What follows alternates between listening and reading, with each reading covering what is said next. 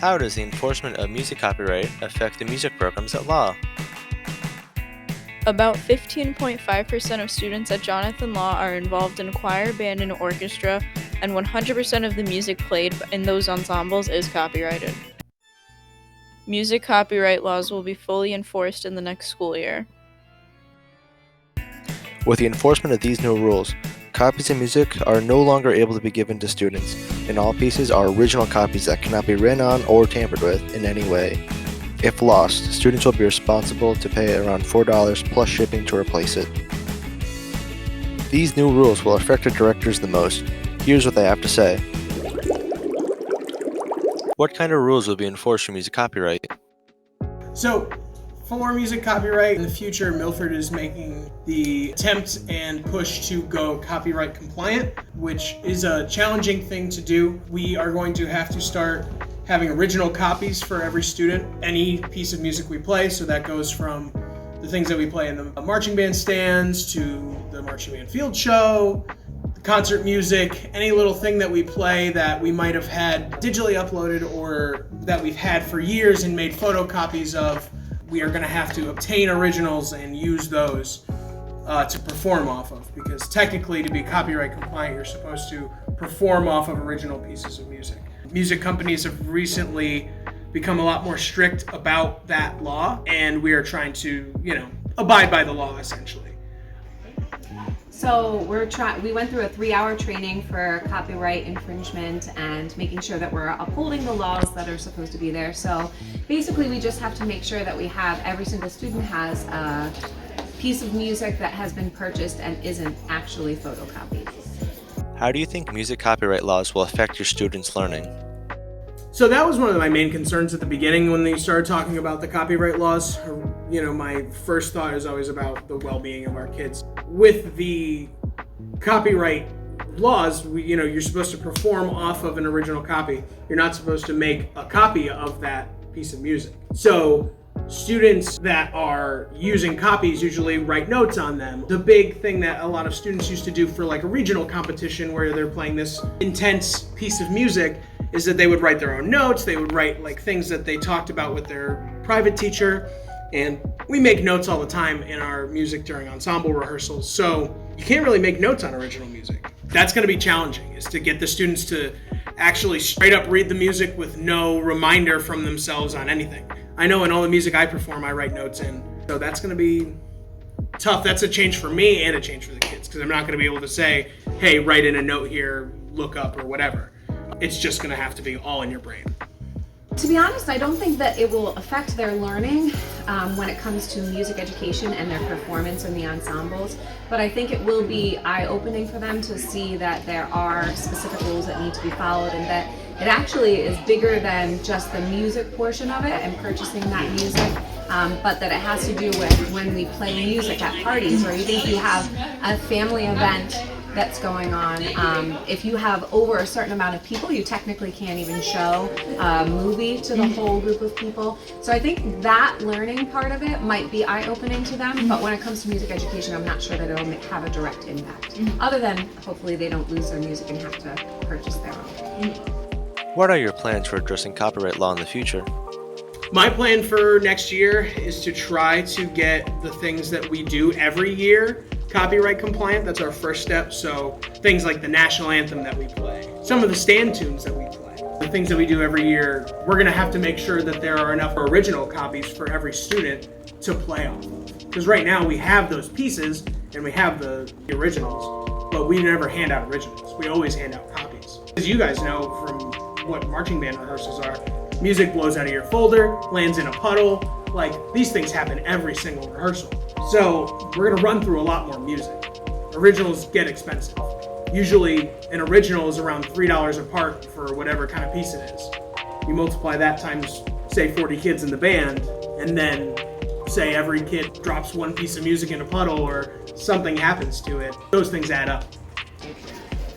Just making sure that I know what is expected and making sure that we have the budget when it comes to purchasing music, planning ahead of time is going to be huge because we're obviously going to struggle with budget issues for a little while and to adjust to the new budget requirement needed for copyright. So I think that we're going to try our best to really organize our music repertoire libraries so that if there's an opportunity for us to share cross-district or even cross-town with other ensembles, so that we don't have to purchase brand new music every single year for every single student. That will be a big thing. One of the challenges will definitely be we can't plan ahead for the next year because we never know how many people we're going to have in our ensembles. So that will be a big thing when it comes to determining like what the budget should be, making an assumption what the program will look like. But that will be the plan going forward. An article from copyright.gov states that the ways for musicians to gain access to recordings or musical works from another artist consist of using the work from the public domain, receiving permission from the copyright holder directly, or relying on a statutory limitation to the exclusive rights such as fair use. So as a result, our teachers must hunt down pieces either in the public domain or purchase the right to be able to play the music directly from the owner so we can perform. This can end up being a time-consuming and costly venture. Like the teachers say, they cannot make copies of the music they own, but instead own the rights to perform the piece while using original copies, as the Music Teachers National Association says, and these original copies must be kept in pristine condition so further down the line anyone can reuse the music. Now on to what the students have to say on the matter.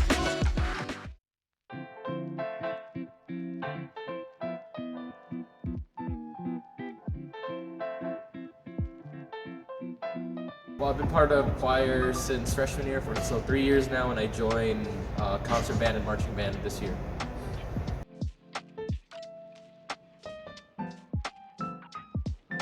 Yes and no, because with band it's kind of a weird situation since we borrow music from CMEA, so we can't notate our music if we want to, but we've been using original music in choir for a while, but we bought our own music, so we're able to notate it as much as we want.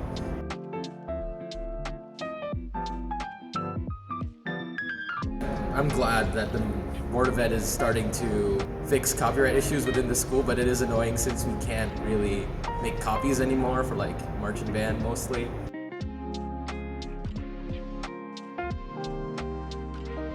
I notate in my music a lot. I've been trying not to write in my music as much. It came to a point where I'm not writing my music at all, but it is annoying because there are some things I need to emphasize, because if you look at some of my choir music, it's mostly pencil with some music in there.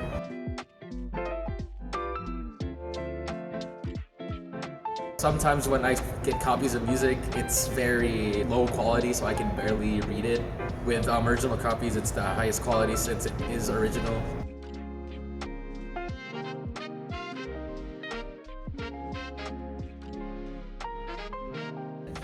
I've been playing music pretty much my whole life. In a band setting, it's been like 8 years. I took a year off in the middle there, but I ended up coming back.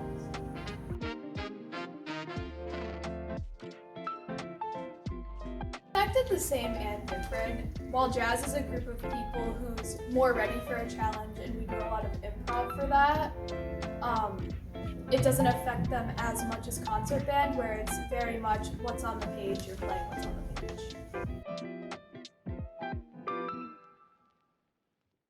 I understand why it's important, but if I said I wasn't like upset and annoyed by it, I'd be lying.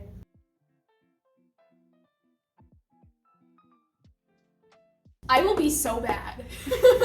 No, but actually, like, I rely on writing in my music, whether it's notes because like I'm not used to playing notes, or if it's to circle a part to look up and stuff like that. It's hard to memorize that in like a 3 to 4 minute song for the whole thing. So it's gonna be definitely a challenge. But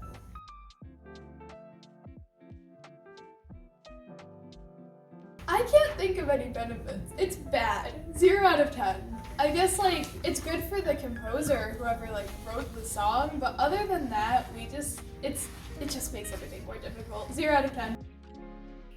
As we can see from the students, the general consensus seems to be taking this enforcement to be more of a hindrance than an advantage, with the main reason being the inability to write in their music for things such as cues.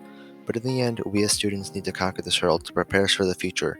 Like for college, which will also hand out original music and to train us to be more responsible for our belongings.